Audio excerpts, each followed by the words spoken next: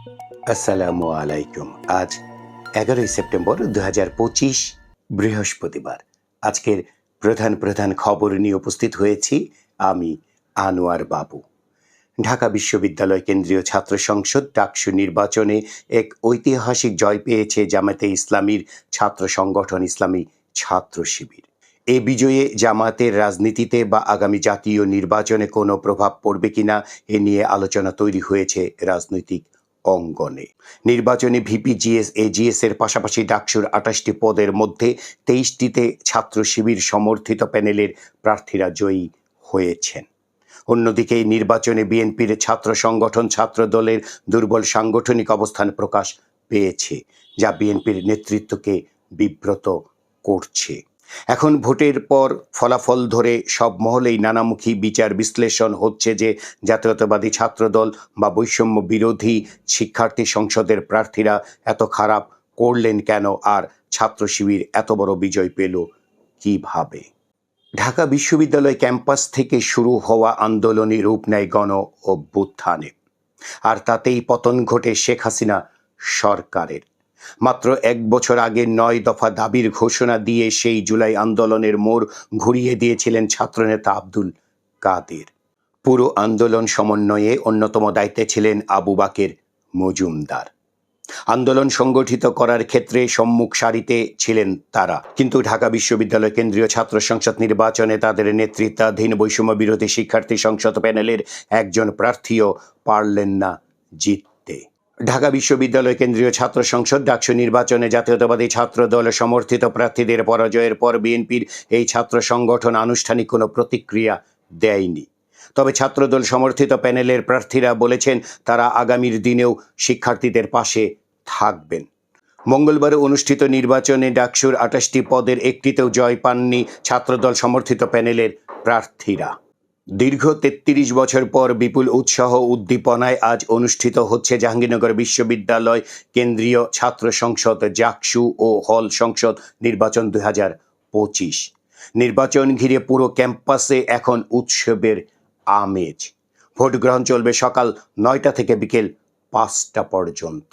ঢাকা বিশ্ববিদ্যালয় কেন্দ্রীয় ছাত্র সংসদ ডাকসু নির্বাচনে বিজয়ী প্রার্থীদের অভিনন্দন জানিয়েছেন অন্তর্বর্তী সরকারের আইন উপদেষ্টা অধ্যাপক আসিফ নজরুল।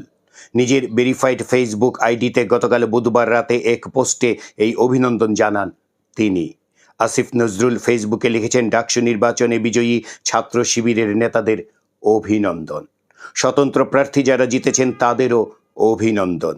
অভিনন্দন নির্বাচনের ফলাফল মেনে নেওয়া সকল অংশগ্রহণকারীদের।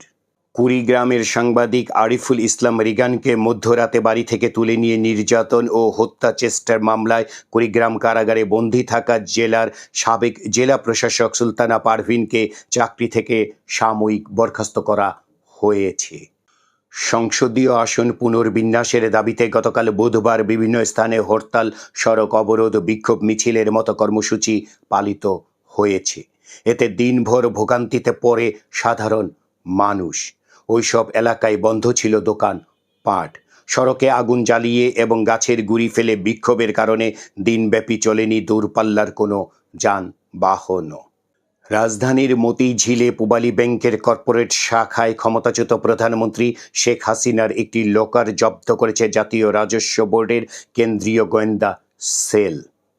গতকাল বুধবার সেনা কল্যাণ ভবনে অবস্থিত পূবালী ব্যাংকের ওই শাখায় থাকা লকারটি জব্দ এবং শেখ হাসিনা ও তার বোন শেখ রেহানার নামে ৫৬ লাখ টাকা থাকা ২ হিসাব অবরুদ্ধ করা হয়েছে। সিলেটে দুর্বৃত্তরা নিষিদ্ধ ঘোষিত সংগঠন ছাত্রলীগের এক কর্মীর হাত পায়ের রগ কেটে দিয়েছে। লাক্কাতুরা ক্রিকেট স্টেডিয়ামের পাশে গত মঙ্গলবার রাতে এ ঘটনা ঘটে। পরিবারের অভিযোগ, পূর্বশত্রুতার জেরে ইসলামী ছাত্র শিবিরের কর্মীরা এ ঘটনা ঘটিয়েছেন। তবে সংগঠনের কোনো নেতাকর্মীর এ ঘটনায় জড়িত থাকার অভিযোগ অস্বীকার করেছে ছাত্র শিবির। রাজধানীর মোহাম্মদপুরে ছিনতাইকারী সন্দেহে গণপিটুনিতে আরও ২ জন যুবক নিহত হয়েছেন।